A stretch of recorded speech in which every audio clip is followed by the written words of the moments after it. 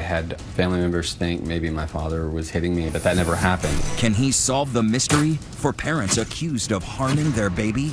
Did you wonder for a second? Is there a secret? Fractured family. Plus, do these two women have sex on the brain, literally? She'd meet people and within seconds, she'd be offering them sex. You look like such a demure, sweet young thing. I mean, truly. A baffling mystery of how severe brain trauma and a car wreck put their sex drives in overdrive. It doesn't feel good. It doesn't feel healthy. Is it all in your mind? And so terrified of getting pregnant, she's willing to become a runaway bride.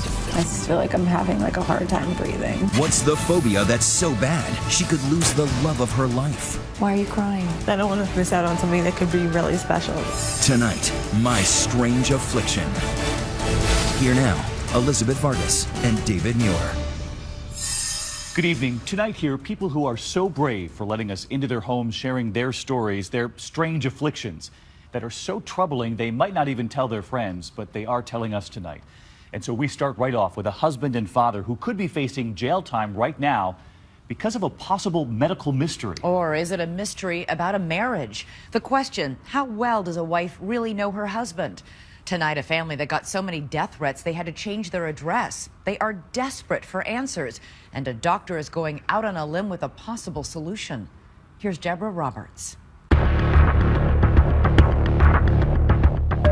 Cynthia Ross is frantic with worry as she and husband Brandon rush their 2-month-old son Ryder to the hospital. So we packed up enough stuff for the night and headed to the emergency room. Ryder's left leg is strangely swollen. They're desperate for answers. They took Ryder in to have a skeletal survey and wouldn't allow us to accompany him. We could hear him crying. X-rays reveal Ryder has multiple fractures: his leg, his clavicle, ribs, and more. Found a fracture actually in each ankle. And then he had a lumbar compression fracture in his spine. That sounds pretty scary. It was terrifying, and I just burst into tears. That's not my son. That can't be possible. To Ryder's distraught parents, it seems like a medical mystery, but doctors suspect something far worse. Child abuse. Yep. And when you heard those two words? It was surreal. That's not us. There's just no way. For Cynthia, a stark question arises. Could Brandon be abusing their baby? Did you wonder for a second? Is there a secret? Is there something I don't know? The child abuse pediatrician was like, these fractures are common. If your husband had done something like that, you probably wouldn't know. And I was like, well, is Brandon some person that I've never met? How could that happen under my nose? How indeed. Rewind a few months and the picture-perfect images tell a very different story. Precious babies, Rosalind and Ryder. The doting father. First kisses, sweet moments. I am a mom. That's my identity. I love children. I love being pregnant. I love having babies. My imagination has us in a big farmhouse with kids everywhere. Probably maybe around 4. We can have as many babies as we can afford. That's basically what I want to tell her. Smart, practical. Yes, he is very practical. He's not as whimsical as I am. They'd married 3 years earlier. Brandon was 22, Cynthia 21. After Rosalind's birth, they moved back to Maine, where Cynthia's roots run as deep as the New England woods. And soon, another baby. Ryder is born at home. Brandon spent a majority of my labor running hot water up and down the stairs like in movies. The old times. It was the coolest experience ever. I'm glad she did it. For his first month and a half of life, it was just me and Rosalind and Ryder at home, and Ryder and I were inseparable. But then, that night, when the perfect picture shatters in an instant and the accusations fly.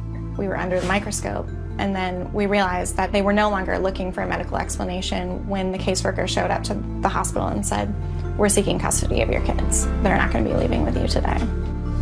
The doctor's report seems damning. Fractures caused by squeezing or possibly shaking. Police zero in on Brandon, though he says he's never told why. A detective knocks on his door. So you're under arrest? I was under arrest at that point. And the world just went dark and everything just changed. Now a man from Bath is behind bars accused of abusing his infant son. Brandon's now a suspected felon. His mugshot plastered on local TV and across Maine's papers. His wife makes a monumental decision. Knowing my husband and knowing the kind of father he is, it just didn't reconcile. It couldn't be child abuse. It isn't possible. There's not a bad bone in my husband's body. You know, I want to ask you, Brandon, did you ever in any way harm yourself? No, absolutely not. Not Never. shaking him, not squeezing Never. him too hard? Never. We were so delicate with him, you know. He's a newborn, you know, you gotta be gentle with him. You know, we already have a 3-year-old, so we know how to handle babies. The young dad's indicted on 12 counts of child abuse, and a virtual wolf pack gathers, Cynthia says, as strangers post threats online. When Brandon's story was all over the internet, the comments range from, these people should die, he'll get what he deserves in jail. Things become frightening after their home address appears online, forcing the couple to quickly move. With Brandon branded an abuser, authorities err on the side of caution, taking the kids from both parents, placing Rosalind and Ryder with Cynthia's father, a registered foster parent. To see her children, Cynthia often wakes up in the pre-dawn darkness. I'm just putting together some clothes for the weekend just so the kids have some stuff from home. So much of her time spent driving back and forth to get Rosalind and Ryder from her father's foster home. I'm hoping that the kids are up and ready to go, and I'm sure they'll be excited. They are, and soon are ready for a day of visitation with their mom and grandma. Okay, perfect. Thank you. Back home, Brandon's forced to view some of his son's milestone moments on his cell phone, like Ryder taking his first steps. In their new home, old family memories hang on the walls, a stark reminder that Rosalind and Ryder are forbidden to live with their parents. So they've never spent the night here? Never. Cynthia wants those bedtimes back, wants to clear her husband's name. When he was arrested, I started to take my vows extremely seriously. You know, there was no more space for doubt. He couldn't fight for himself. I needed to step up and be his voice and figure out what actually happened. She's now consumed with finding an answer. What else might have caused her baby's fractures? Late at night, Cynthia scours the web. I just started reading a lot of information about metabolic bone diseases and looking at Ryder's case and what I know about our family. It just wasn't adding up. But there would be no breakthrough found online. Instead, the case is about to take a strange twist. Could this man, a former circus performer and master of contortion, help solve the mystery of Ryder's fractures? I can dislocate both arms, both legs, turn my torso 180 degrees. When we come back, My Strange Affliction continues. Once again, Deborah Roberts. some call him a medical marvel. But Daniel Browning Smith calls himself Rubber Boy, a body-bending contortionist who twists into a human pretzel. I hold the Guinness World Record for the most flexible person on the planet. I'm a stunt man. I break my arms and legs in movies. Like Men in Black 2. I've been aliens in movies. That's Daniel in the green bodysuit, impossibly inside that box. And on TV shows like CSI Las Vegas. I was a serial killer named Squeagle, my favorite role I ever had. And HBO's Carnival. I was a contortionist in the sideshow. And that's him in this Coke Zero commercial, sipping a drink from a don't try this at home angle. How does he do it? It's a rare medical condition. I'm diagnosed with a disease called EDS. Ehlers-Danlos syndrome, a collagen disorder that can lead to loose and unstable joints, even startling bone dislocations. My ribs actually dislocate and poke out of my chest. I see completely how EDS could explain childhood injuries. EDS makes you bruise really, really easily. As a kid, I had family members think maybe my father was hitting me or something like that, but that never happened. Never happened, which is exactly what Cynthia Ross is telling authorities in Maine. She hasn't heard of Rubber Boy, but could his condition possibly offer an answer to her nightmare? Her baby Ryder injured, her husband Brandon accused.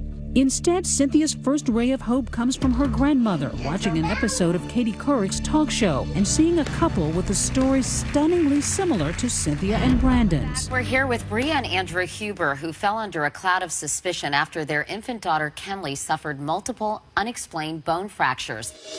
The fractures discovered after Andrew was alone in the house changing 3-month-old Kenley's diaper.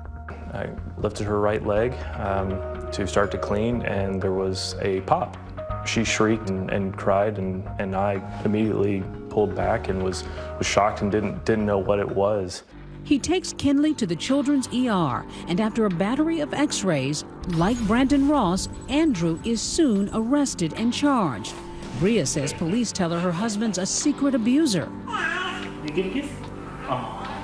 They thought that he was so in love with me that he was jealous of the time that Kenley took from him. Therefore, he was taking it out on Kenley. Bria doesn't buy it. They hire a high-powered Texas lawyer, and Bria sets out to discover what might be wrong with their baby girl, crisscrossing the country with Kenley, but finding no clear answers. You took Kenley to, I guess, 9 different doctors in 5 states, trying to get to the bottom of this. It was extremely frustrating. Obviously, I would fly across the country only to be told, "Are you sure your husband isn't abusing her?" Because that's what it looks like. Until she discovers Dr. Michael Hollick, a biochemist at Boston University School of Medicine. If you now clinically evaluate this infant, He offers a radical theory, one that makes him a kind of lone wolf in the medical community, that EDS, Daniel's rare condition, might cause not just joint dislocations, but fractures in the bodies of some children. How does it present? it can present with fractured bones, what we call bone fragility, with minimum handling of the infant. After performing physical exams and reviewing x-rays and medical histories, Dr. Hollick diagnoses both Kenley and her mom with EDS. I got to see Kenley in my clinic, and there was no question, in my opinion, that she has classic EDS. That diagnosis finally helped sway prosecutors in Texas to dismiss abuse charges against Andrew, reuniting him with his young daughter. They knew they weren't going to win that case from a legal standpoint. They could not prove anything. So before you go taking children out of loving parents' homes and very closely ruining lives, it's a dangerous game to play. The Huber story is now a lifeline to Cynthia Ross, back in Maine, searching for answers about her son Ryder's multiple fractures. When she hears of Dr. Hollick, I just packed up my mom and my son and we drove down there to Boston, where Dr. Hollick agrees to review Ryder's case. So once you looked at all of these x-rays and all of his fractures, you concluded what? Well, I concluded that based on my physical exam of Ryder, that he has EDS, and the likelihood is that these multiple fractures could have been due to the underlying genetic disorder, EDS and bone fragility, and not due to child abuse. What did you think when you heard that? That family in Texas had the same diagnosis and everything was dismissed and they were able to be a family again. And I was just sure that we were just some formalities away from being whole again and our kids could be home. But the state of Maine isn't swayed. Unlike prosecutors in Texas, the case against Brandon is going forward. Maine authorities declined to talk to 2020. It just seems like the medical evidence is being completely ignored. In fact, Dr. Hollick's theory has set off a firestorm in the medical community. One doctor we spoke with pointing out there's no published scientific evidence linking EDS to fractures in infants. Dr. Hollick admits he is breaking new ground. He says he plans to publish his findings soon. Do you worry that you could be wrong? That you could be sending a child back into the hands of abusive parents? I worry about this all the time, and I make it clear to the courts that I don't know the parents. And yet, I've seen over 1,000 of these patients, and even as adults, they're at extremely high risk for fracture with minimum trauma. So it's not a surprise to me that just typical normal handling of the infant can result in these fractures. But even with the EDS diagnosis, Brandon's still living under a cloud of suspicion, still separated from Ryder and Rosalind, while his wife refuses to give up, reaching out to other families familiar with their nightmare, including her new friend Bria Huber in Texas, who offers some hard-earned advice. Just cling on to the hope that the truth will eventually come out and that you will be redeemed. For us, that took 14 months, and hopefully for them, it won't take that long. Ryder's first year of life has mostly been spent away from you. And it's something that we'll never get back. All of his firsts. So when the children come home, it'll be like starting from square one. You say when they come home. Yeah. Well, as of tonight, Brandon is out on bail awaiting trial. So what do you think about the case? Let us know on Facebook, our Facebook page, and on Twitter. Use the hashtag ABC2020. Elizabeth and I will be right back. Next, how did a brain injury turn this demure, soft-spoken married woman into a woman on the prowl for men?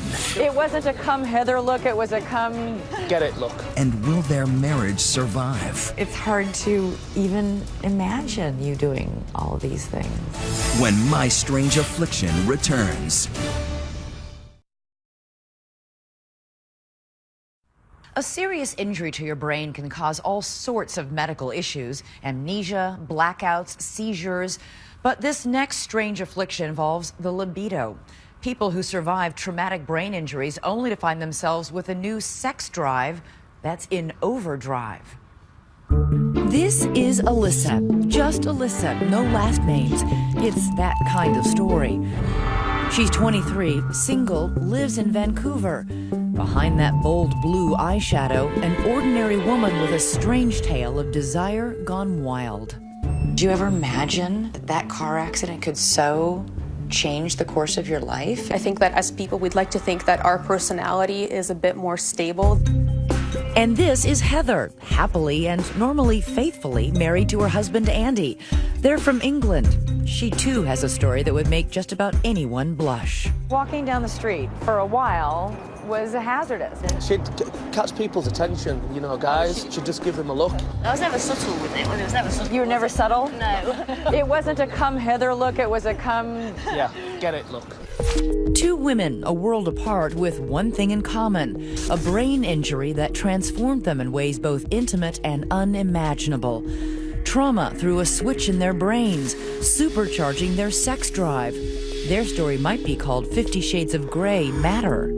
I think I was doing some gardening that day and I collapsed in the garden and I can remember a huge pressure in my head and knowing that something was really wrong. Heather's X-rated odyssey begins with a subarachnoid hemorrhage, massive bleeding in her brain. It left her in a coma for 2 weeks. Doctors were not hopeful.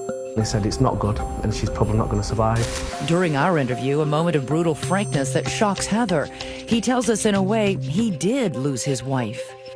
The wife that I married died on May the 21st, 2005. That's really sad. It's true though. It's not. That's what happened.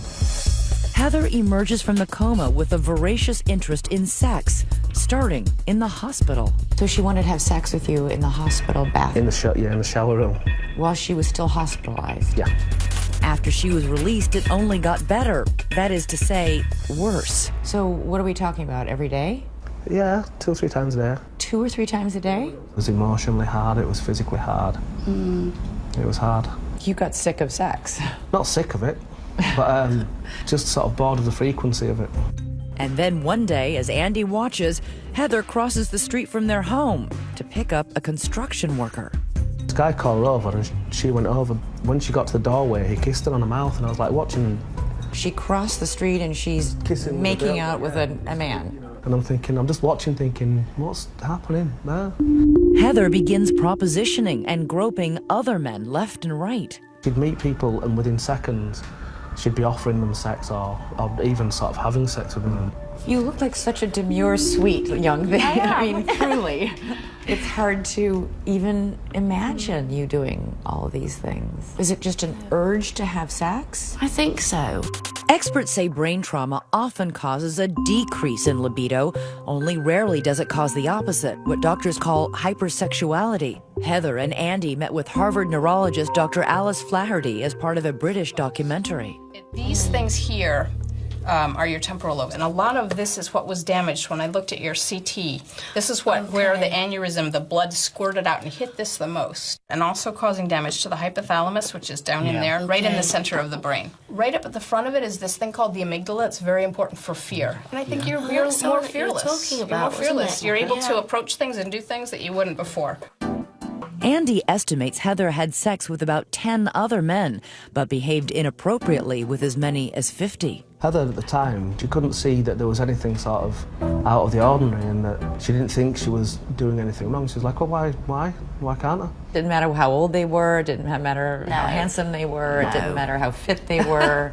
It just mattered that it was a man. It wasn't about the guys, it was about her. It's like a sport, you know, going out and seeing if there was anybody around. Yeah. In Vancouver, Alyssa is also trying to manage a new sexual personality, which she traces to a car crash in 2008. The car flipped over 3 times. I hit my head, and the next time I woke up was in the morning in the hospital. She had been a typical teenager, she says, interested in fashion and sewing. Her experimentation mostly confined to hair color. So you weren't boy crazy, as they say? Basically, yeah. And you'd had basically one sexual experience? Yeah, with one guy beforehand. But from this crumpled wreckage, Alyssa says she emerged a changed person. So what did you begin to notice about yourself? I was tired, I was depressed, anxiety, I was withdrawn socially. The area of her brain injured in the crash was the frontal lobe, the part that controls impulses. Everything needs a braking system. Everything needs some sort of control. And when there's none, it's usually a disaster. That brake failure led to Alyssa's strangest affliction. How much of your thoughts after this brain injury were taken up with sex? There was definitely much of the day. Scott Stanley is Alyssa's attorney. Before the accident, she was just a normal kid, and then afterwards, she would use this expressly explicit language detailing sex and would say things that would just cause people to shudder. This had to be such a big dramatic difference, to be not really very interested in sex and then all of a sudden obsessed with sex. Did you suspect it was because of the brain injury? I think at first I just blamed myself. I just felt a lot of shame. Alyssa says she couldn't stop herself, but she couldn't enjoy herself either. I don't necessarily physically actually enjoy sex all that much. I'm doing it to satisfy a compulsion. It doesn't feel good. It doesn't feel healthy because it's not. Making a virtue of a vice, Alyssa now sells provocative videos of herself under an alter ego, Sasha Misery. Listen to my voice. Her sexual compulsion was cited by her lawyer as part of a lawsuit against the driver responsible for her accident. The judge awarded her $1.5 million. The judge agreed with us that her increased sexual activity, her sexual impulsivity flowed from her frontal lobe brain injury. She's in therapy and on medication and says just recently her sexual urges have begun to diminish. So now you're not at a point where every waking thought is about sex?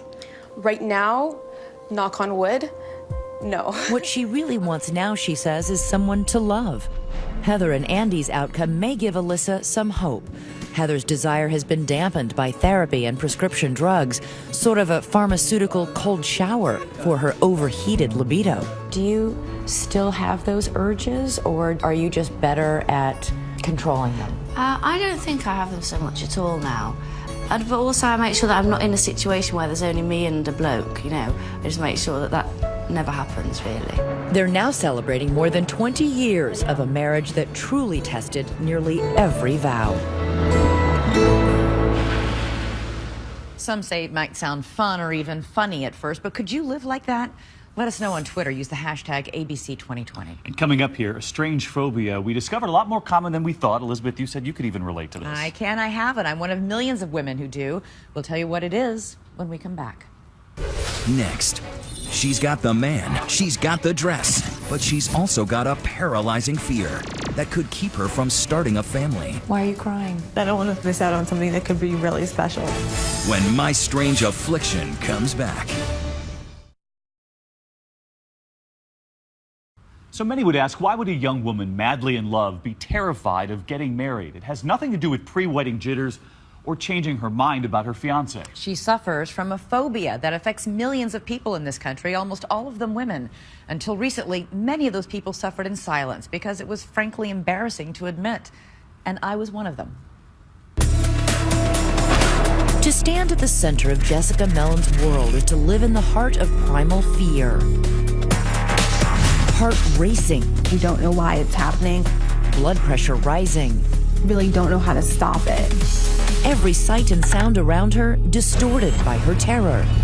You feel like you're just gonna snap and go nuts. Jessica is one of more than 40 million Americans who suffer from anxiety disorder. Its symptoms are all over YouTube. I can't stop hyperventilating. Intense panic attacks triggered by anything from driving a car to flying in a plane to riding in an elevator. Jessica is afraid of all of those things, but her most powerful phobia, the one that fills her with the most dread, is this.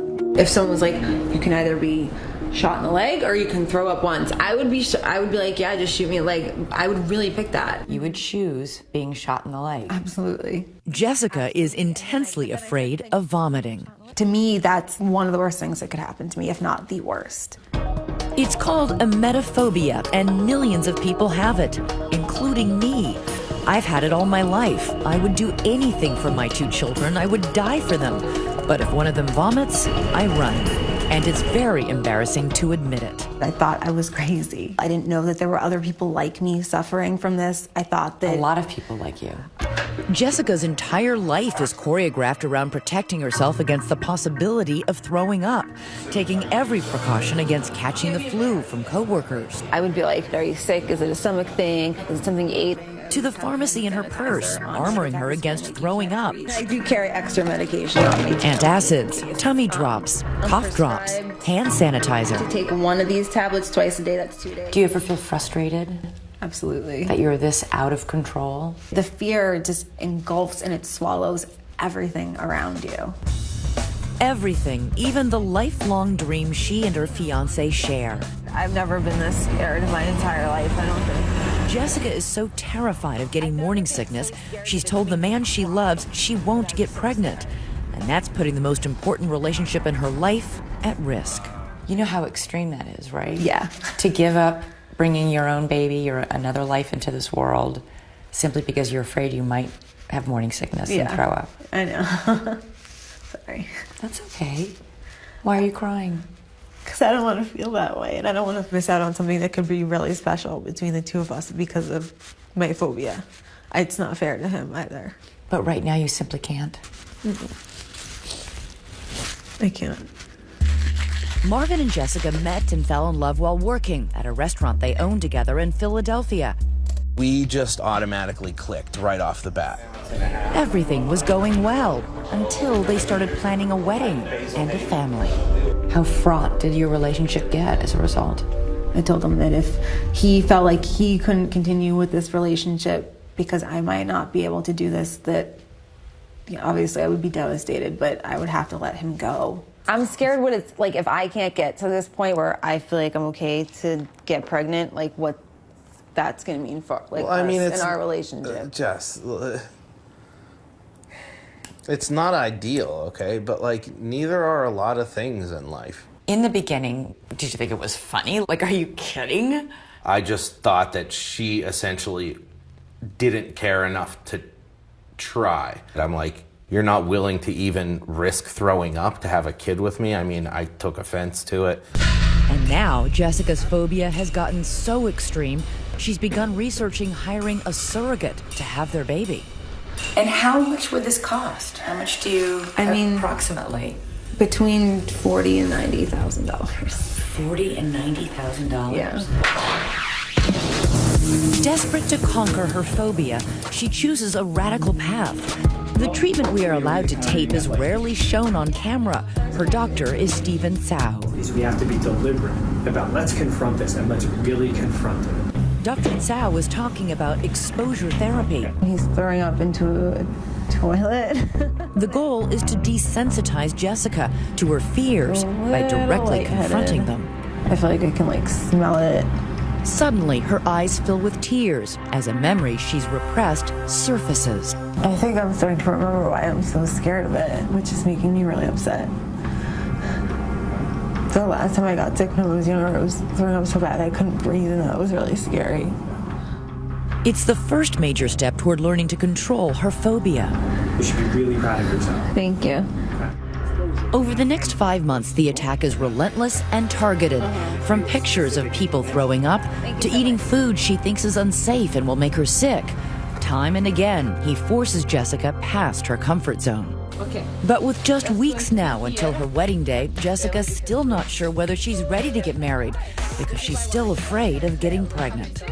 I can't have a child until I feel better about this. I'm tempted to just make myself throw up. Jessica is horrified when Dr. Tsao asks her to do exactly that at their next session. Is it this one, or is there's a next one? Okay. Down this hall and into the claustrophobic confines of a tiny bathroom, Jessica is about to take a leap of faith. But after an hour and a half of tears and frustration, I can't do it. she may feel defeated, but the goal was never about actually throwing up. The goal is all of the anxiety that comes with throwing up. Mm-hmm. I want all of that to go. I know you're trying hard. You don't have to say anything. Marvin still hopes she will someday have his baby, but for now, he is willing to wait. The more and more I realize that she is actually like deathly afraid to throw up, the more it becomes like real for us, you know? The therapy has helped Jessica a little and helped Marvin understand a lot. And so the reward of those 5 brutal months came on a beautiful fall afternoon. Anxiety was only a brief guest at the wedding. What happened when you waited there in that gorgeous dress of yours? The anxiety started to climb, started to increase, because I was like, okay, my turn's coming up, my turn's coming up. My mom walked me down the aisle and I said, Mom, I'm having a panic attack. I'm like, I need a drink of water. And the woman at the venue was like, we don't have time. And I was like, I don't care, I'm not gonna make it. What was happening? Was your heart pounding? Were you shaking? I felt like I was choking. Despite those moments of panic, Jessica was no runaway bride. I just have to keep trying my best. It was Marvin who was an emotional wreck at the altar. What has been joined here today, it's for me, and it's for him, and it's for us. I now pronounce you, But at the end of the day, it's for me. husband and wife, Mr. and Mrs. Marvin and Jessica Graf. Next, from crazy fun Here we go. to just crazed with a medical mystery. I've tried everything, and nothing seems to stop it. Confessing her most private, lifelong secret to a camera. It feels like my fingers are magnets, and they're attracted to certain parts of my head. When My Strange Affliction returns. Up to 11 million Americans, mostly women, are affected by our next strange affliction. But only one has had the courage to bear it all on camera and become an internet superstar doing it. Hello, everyone. Welcome to the high-octane Technicolor world of Becky O. Here we go. Long story. Hold on. Hello. Those quirky antics won her thousands of YouTube fans. But what blasted Becky O to fame was going public with the most private of secrets. This is something I can't talk about. I've tried everything, and nothing seems to stop it. She, like 10 million Americans, suffers from a compulsion to pull out her own hair. It's something I can't stop. That video exploded, it had hundreds of thousands of views. It really opened my eyes to how big the condition was. You didn't know anybody else who pulled their hair? Nobody at all. I thought I was on my own. For Rebecca, it's tough living in a culture obsessed by hair, surrounded by women crowned with long, shining locks. So she took her battle to the internet, vlogging about her struggle with a disorder called trichotillomania, literally the mania to pull out hair. She calls herself a trickster. So is it a relief or a release to pull? Pulling makes me feel better. But then when you see the damage afterwards, then you think, oh, no, okay, that's actually making me feel worse. You would have a bald spot the size of your fist? Yeah, this is the most hair I've had in 5 years. And that terrifies me. Why does it terrify you? Because I'm always worried I'm going to lose it. As a child, she often played with her hair, but the vlogs of her teenage years reveal a habit spinning dangerously out of control.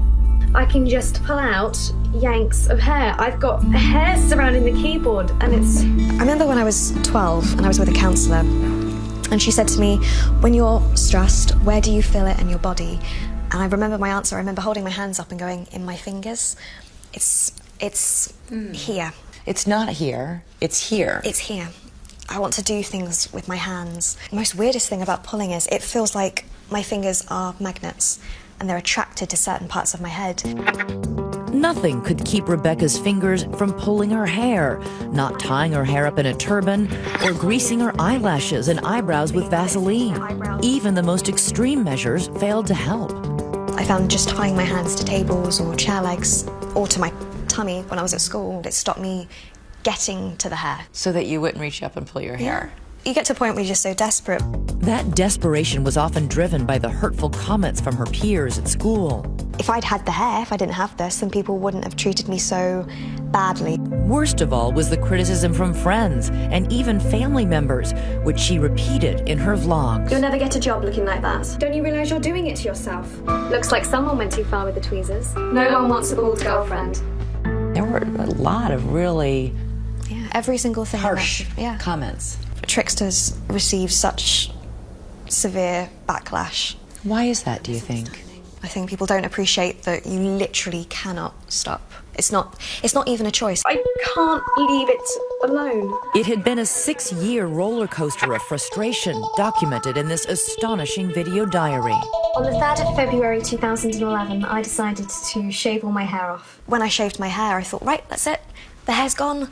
I'm not going to pull again. It's all good.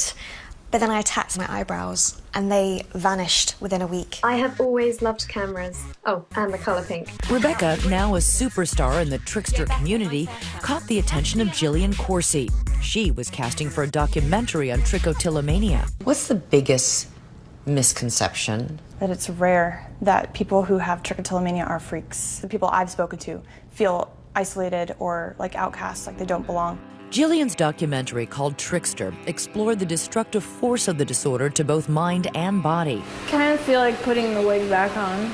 Unlike most tricksters in the documentary, Sophie Ehrman pulls hair not from her head, but from her body. The difference between me and a lot of people that just have trick, I'm digging under my skin. Sophie is a photographer and documented her struggle with trichotillomania in a series of disturbing photos. To her, each tiny hair in her leg is a monstrous flaw. What is this? This is literally how close I look at my body. Those are like hairs that are literally like growing. It's gross. I don't like the hair on my body, so... Any of it? No, none of it. I'd rather just be like a baby. So in this effort to get rid of these hairs you think you see growing, you're essentially gouging at your own skin and making it worse. So if you were to take your tights off for me today, where on your legs would you have scars? Like everywhere. She showed me the raw wounds that force her to hide in tights and jeans, even on the hottest days of summer. See how like there are all these dots? Yeah. So those are the hairs. There must be a lot of people who cannot understand why you're doing this to yourself. Join the crowd. Like, I don't really know exactly what I'm doing to myself. I know that I'm doing it to relieve anxiety, but what made me choose to pull out my hair? I have no clue. The cause of trichotillomania is still a mystery, and doctors are still baffled about why it's primarily women who suffer from it. Sophie and Rebecca both doubt they will ever be pull-free. Do I want to stop? Absolutely. Can I? I don't know. Do you think you'll ever stop doing this pulling? Really?